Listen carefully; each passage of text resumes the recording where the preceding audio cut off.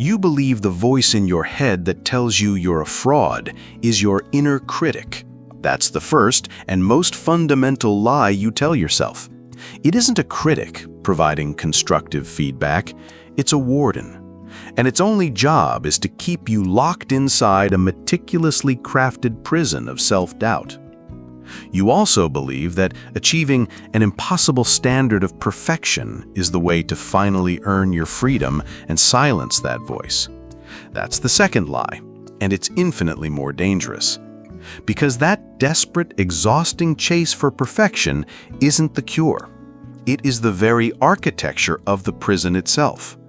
The bars are made of your achievements, and the walls are plastered with the praise of others, reinforcing the terrifying idea that you have so much more to lose. Today, we are not here to offer you platitudes or 5 easy steps to beat the imposter syndrome. We are here to do something far more radical. We are here to put your inner judge on trial. We will dissect its arguments, expose its fraudulent logic, and understand the insidious purpose it truly serves. And by the end of this journey, a journey that may become uncomfortable, you will possess the philosophical tools to dismantle that entire inner courtroom, not by proving your innocence, but by courageously embracing a verdict you've been running from your entire life. But its philosophical roots run much deeper into the soil of the 20th century and were laid bare by a man who made a career of staring into the abyss of the human condition, Albert Camus. In the aftermath of world wars that exposed the catastrophic failure of ideologies and the shocking hypocrisy of nations, Camus became obsessed with the concepts of guilt, judgment, and the desperate human need to appear innocent. What he found is far more unsettling than a simple lack of confidence. Through his haunting masterpiece, The Fall, Camus gives us a chilling blueprint of this self-imposed prison. He introduces us to a man who represents the absolute pinnacle of the life you might be chasing, a man of unshakable virtue, celebrated success, and public adoration. A man who built an impenetrable fortress against all judgment. But a fortress, as Camus knew, is also a cage, and it only takes a single, unexpected sound in the black of night to reveal that the fortress was a tomb all along. Let's first validate the experience, because you must understand that you are not alone in this.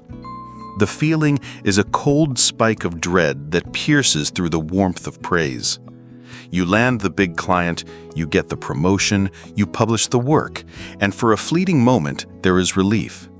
But it's immediately followed by a wave of anxiety and a single recurring thought, "I got away with it this time." The warden's voice whispers, "If only they knew." If they knew how much you procrastinated, if they knew the terror that paralyzed you, if they knew you felt like you were just guessing, patching together solutions and hoping no one would look too closely. This isn't humility. It is a profound and profoundly exhausting state of hypocrisy you are forced to maintain every single day. You believe this is a problem of self-esteem, a personal failing to be managed with affirmations or by accumulating more evidence of your competence. But this is like trying to cure a systemic disease with a single vitamin. It misses the point entirely. The more you achieve, the more fraudulent you feel. Each success just raises the stakes, adding another level to the precarious tower you're afraid will collapse. We give it clinical-sounding names like Impostor Syndrome, but these labels can be a trap.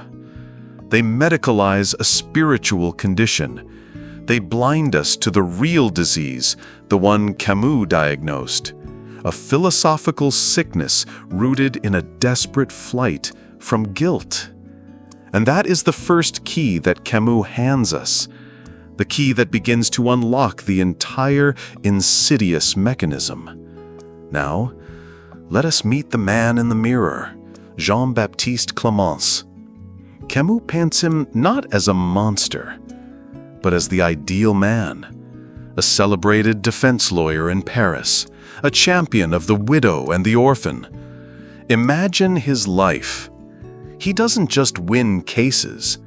He embodies justice with a theatrical flair. He doesn't just give money to a beggar. He does it with a deep, compassionate look and a flourish that makes the act a public performance of his own virtue.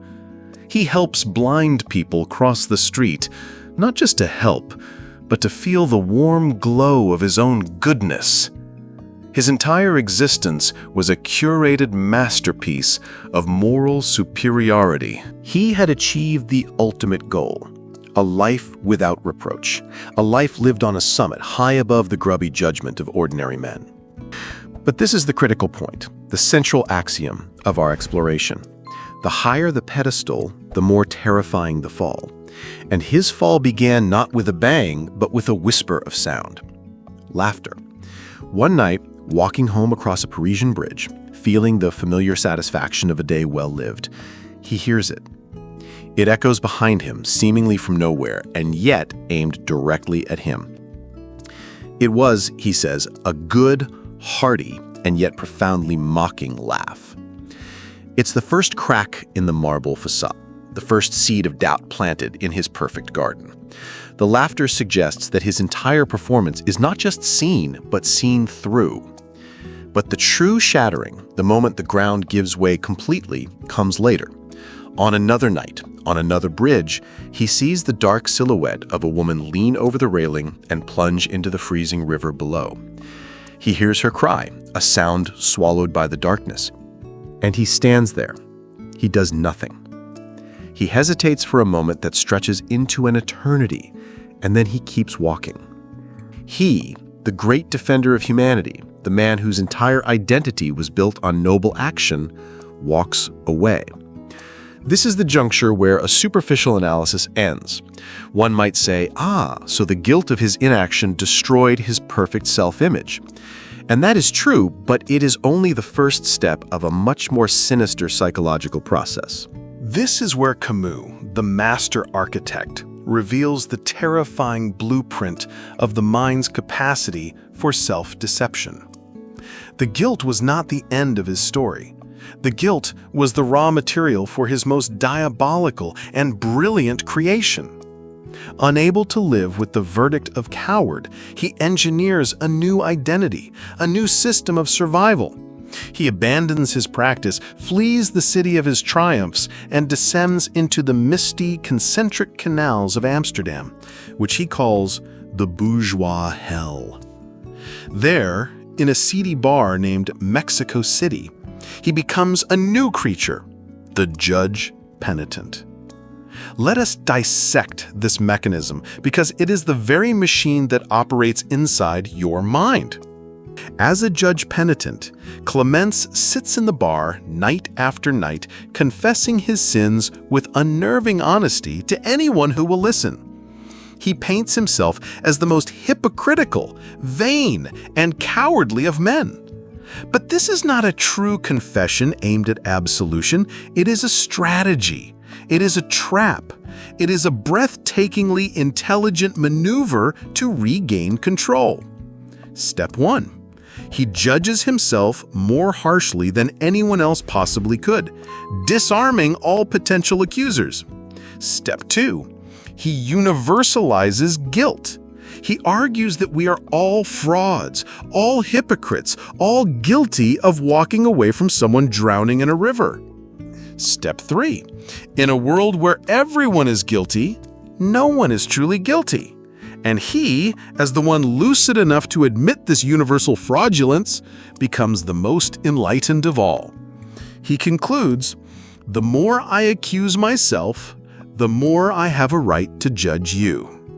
He escapes his own specific guilt by making guilt the very air that everyone breathes. And here is the devastating revelation for you. Right now, you have built this exact same machine. Your inner critic is your judge penitent. It offers you the small, bitter comfort of constant self-criticism, but only to prevent you from ever seeking the radical, terrifying freedom of self-acceptance. Now, let's look at the sentence your inner judge has handed you. Because you live in constant low-grade fear of its verdict, you live a half-life. It's like driving a powerful car with the emergency brake permanently engaged. You move, but slowly, with immense effort, and with the constant smell of burning resistance. You sabotage your own success, not because you're lazy, but to prove the judge right, to give it evidence for the case it's constantly building against you. You avoid true intimacy because it is the one courtroom where you can't control the proceedings. It demands a vulnerability that would expose your entire defense as a sham. You're chronically exhausted, not from your work, but from the 24-hour-a-day job of being your own prosecutor, defendant, and prison guard.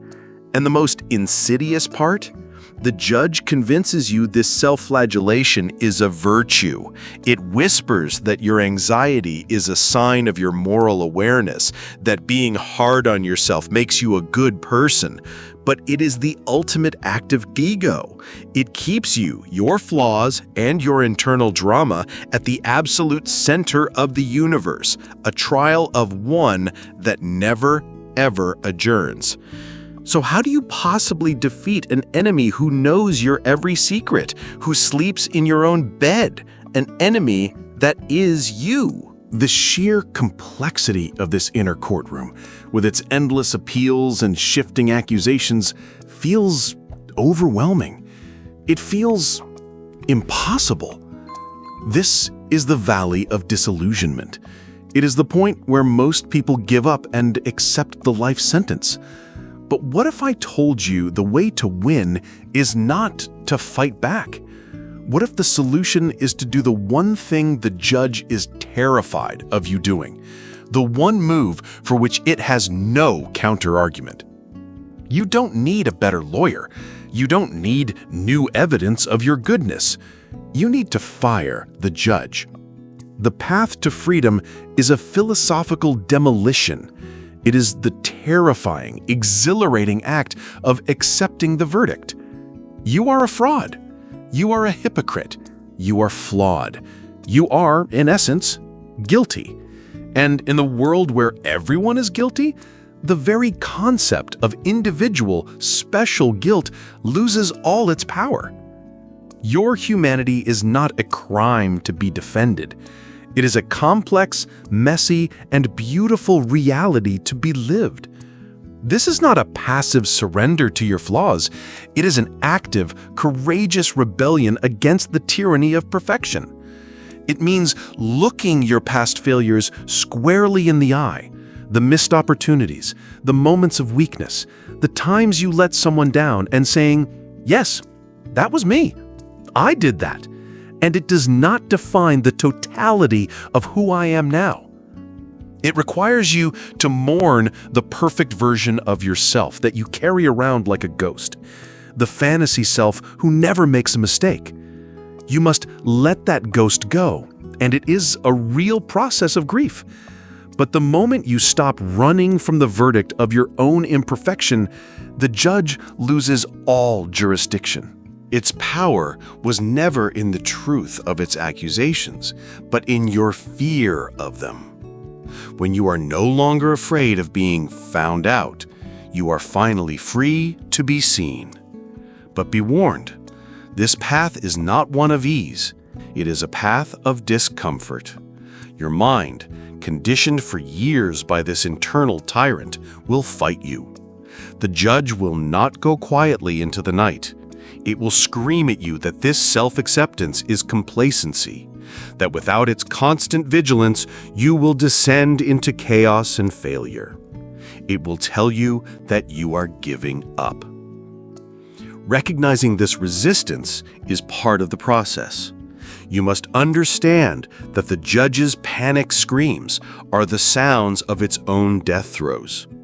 You meet its panic not with an argument, but with a quiet and radical compassion for the scared part of yourself that built the judge as a shield in the first place. You learn to trust your own inherent worth, a worth that exists prior to any accomplishment or failure.